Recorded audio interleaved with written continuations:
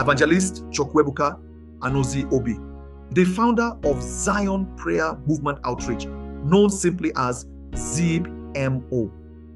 But how did a boy from a remote village in Imo State rise to become one of the most followed spiritual leaders in Nigeria? What mysteries shaped his calling? And why is his name both praised and doubted? You are going to find out the hidden truth at the end of this video. Kindly click on the subscribe button and like this video, and don't forget to share. This is not just a biography. This is a spiritual journey with lights and shadows, miracles and controversy. Ebuka Obi, born on the 16th of October 1980 in Ubulu Ihejifo, Oru West local government area of Imo State. Ebuka Obi was one of a set of twins, a symbol considered powerful and prophetic in Igbo culture. Raised in a devout Roman Catholic family, his early years were steeped in religious discipline, evening rosaries, and the smell of incense at Mass. His parents, Mr. Vincent and Miss Veronica Obi, were not rich, but they were spiritually rich, always encouraging their children to seek God first. From the beginning, people around him noticed something different. At the tender age of 8, strange things began to happen. Little Ebuka would speak about things he could not have known. He would tell people what was about to happen in their lives. And in many cases, it did. Neighbors started calling him a gifted child. Some called him a prophet. Others said it was too early to judge. But one thing was certain: this child wasn't ordinary. He became a center of attraction in his community, not because of talent or charm, but because of his spiritual sight, a gift that made many uneasy.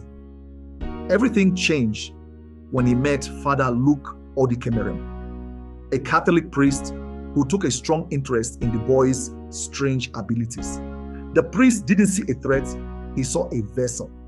At just 12 years old, Ebuka took a vow of celibacy, turning his back on the world. Under the priest's mentorship, he burned charms and renounced all links to dark powers. It was a bold step. While other boys his age were chasing football and teenage crushes, Ebuka was fasting, praying, and studying the word. That decision marked the beginning of a new life, a life of spiritual fire, and as many would say later, divine power. In 2009, after years of personal spiritual discipline, Ebuka founded what would become Zion Prayer Movement Outreach, ZPMO. It didn't start in a cathedral or stadium. It started with small gatherings, just a handful of people. But something strange happened. The more people attended, the more they testified. Healings, deliverance, prophecies. Within a few years, ZPMO exploded. By 2024, ZPMO had over 170 branches, not just in Nigeria, but across Europe and America. What many once called just another prayer ministry had become a spiritual revolution. But Evangelist Ebuka Obi didn't stop with preaching. He founded the Seraphic Home Foundation, which offers aid to widows, orphans, and the disabled. He launched Seraphic Water, a purified water project for the poor, and Seraphic Hospital, providing free and subsidized health care to the sick. These acts of charity became proof to many that his calling wasn't just spiritual, it was humanitarian. At Zion Ground, worship isn't like traditional mass.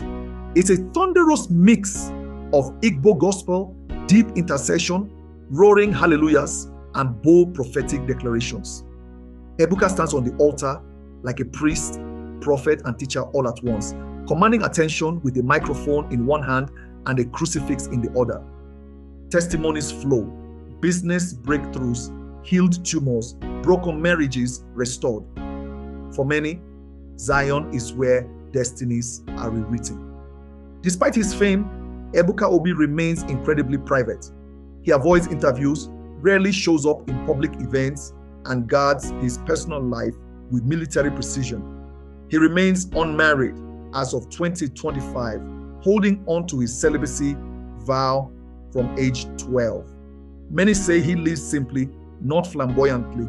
Others argue he's too reserved for a public figure, but perhaps that mystery adds to his power.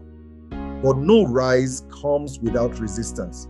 Some people say his miracles are staged and his prophecies are too dramatic to be trusted. Some claim that ZPMO is a cult hiding under Catholic identity. Others question why the Catholic Church hasn't formally endorsed him. Social media critics point out, why are all his testimonies undocumented? Why do people faint at his touch? Why do followers treat him like a mini god? Journalists have tried to investigate him. Some call him manipulative. Others accuse him of brainwashing poor people desperate for hope. The most serious accusation came in 2023 when a blog alleged that he used charismatic psychology and hidden crowd control tactics during services.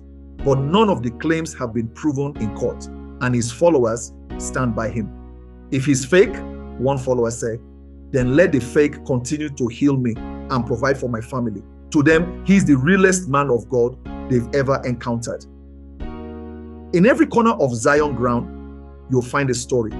A woman who couldn't conceive after 10 years, now holding twins.